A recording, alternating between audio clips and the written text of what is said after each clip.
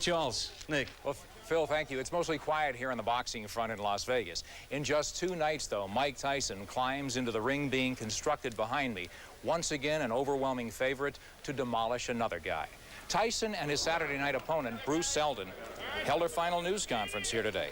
Seldon is also a champion. He's got humility, he's got pride, and he's got a problem by the name of Mike Tyson. I don't boast. People know in the past what I said. I still feel that way, but I just don't say it. So you know my affinity with how I feel about this particular fight. And I'm just looking forward to doing well. You know, I have to be confident, and I feel as though Mike Tyson's not going to defeat me. Mike Tyson is not going to take my title from me. I have to feel that way. Well, there's a saying in the sport that as the heavyweights go, so goes boxing. The truth of that statement is undeniable. It all began with John L. Sullivan, right through Dempsey, Tunney, Lewis, Marciano, Ali, and others. Now there's Mike Tyson, 13 months into his comeback and breathing fresh air into a sport that obviously needs him. The heavyweight division has historically been the engine that drives boxing's train. And for those who have scratched and clawed, slugged and bled their way to the top, it's the single most coveted prize of all professional sport. But even in these days of watered-down titles, one man reigns supreme as the fighter they still all measure themselves against. I could fight anybody and make it a super fight. You have everyone's focus on Mike Tyson. I think everyone's just in the sweepstakes to fight him just to try to make money because they know that's the most money they're going to get.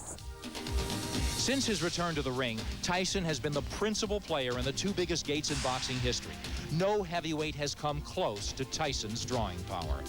Riddick Bowe, Lennox Lewis, Evander Holyfield, Michael Moore, even George Foreman all won the title, but none proved capable of approaching Tyson's appeal while he was in prison and out of the picture nearly 4 years. Those guys really believe in their minds that they're superstars. Forgive me, Allah. I don't want to sound like I'm boasting anything, but those guys could never fill my shoes. Tyson simply doesn't have a rival to bring him to another level, the way legendary fighters of other eras did. Unlike Ali, for Tyson, there is no Frazier. If Riddick there, should be taking on Michael. If there's Lewis there, then he should be taking on Michael.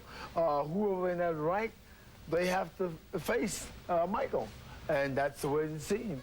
Tyson's recent progression from McNeely to Mathis to Bruno to Seldon may not have been matches made in heaven for boxing fans, but they were the most expedient path to reclaiming the heavyweight championship in a division ruled by Tyson's promoter, Don King.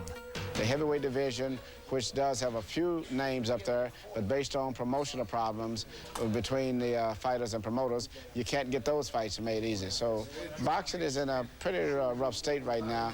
But even if Tyson isn't free to plunder the best around, King knows the card he's holding. All of these guys who will be yesterday's nobody being tomorrow's somebody. Only if they can capture lightning in a jug and take Tyson out.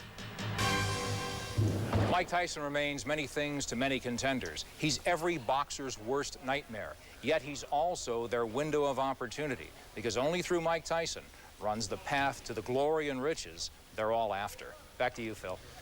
Nick, what kind of matchups can we expect in the heavyweight division after this fight? Well, they're looking ahead to November 9th. Tyson against Holyfield, a fight that was on the books 5 years ago, Phil. Possibly on the undercard, the other heavyweight champion, IBF champion, Michael Moore, fighting Francois Botha. The grand plan would be then in March for Tyson to fight Moore, and if Tyson wins, to consolidate the title. But again, Lennox Lewis has been paid step-aside money. There's that to consider. Riddick Bowe is now yesterday's news. He's got some redeeming to do. So that's the state of the heavyweights to the moment. Lots to look forward to. Nick Charles in Las Vegas, thanks for joining us, and we'll have more from Nick on tomorrow's show. Still to come on. His life has always been turbulent, and here he's been making strange, unexplained references to out-of-the-ring situations he needs to sort out.